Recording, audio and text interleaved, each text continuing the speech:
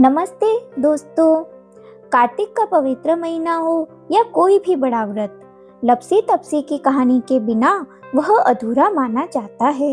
लेकिन क्या आप जानते हैं कि सवा सेर लापसी बनाने वाला भाई बड़ा था या तपस्या करने वाला? चलिए सुनते हैं लपसी तपसी की अनमोल कथा। पुराने समय की बात है। दो भाई थे, लपसी और तपसी। तपसी दिन रात भगवान की भक्ति करता और तपस्या में लीन रहता था। उसे अपनी तपस्या का थोड़ा अहंकार भी हो गया था।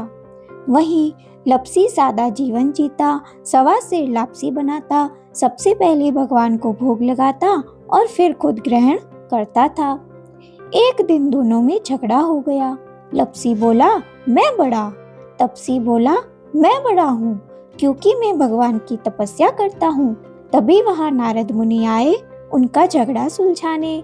उन्होंने परीक्षा लेने के लिए रास्ते में 1.25 करोड़ की अंगूठी डाल दी। तपसी ने वह अंगूठी देखी और तपस्या करते हुए उसे घुटने के नीचे दबा लिया। लपसी ने अंगूठी की तरफ देखा तक नहीं और अपनी पूजा में लगा रहा। जब नारद जी ने पूछा तो तपसी ने झूठ बोल दिया कि उसे कुछ नहीं मिला। नारद जी मुस्कुराए और तपसी से कहा, अपना पाँव हटा जरा। पाँव हटाते ही अंगूठी निकली।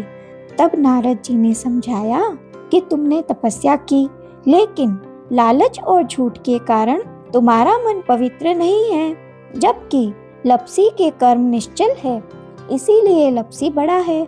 तपसी कहने लगा, मुझे मेरी तपस्या का फल कैसे मिलेगा? तब नारद जी बोले, तेरी तपस्या का फल कार्तिक नहाने वाली महिलाएं देगी।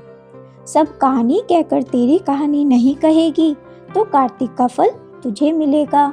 धोती देकर अंगोछा नहीं देगी, सीधा देकर दक्षिणा नहीं देगी, ब्राह्मण जिमाकर दक्षिणा नहीं देगी, दिया लगाकर हाथ नहीं जोड़ेगी, तो उन सब का फल तुझे मिल जाएगा।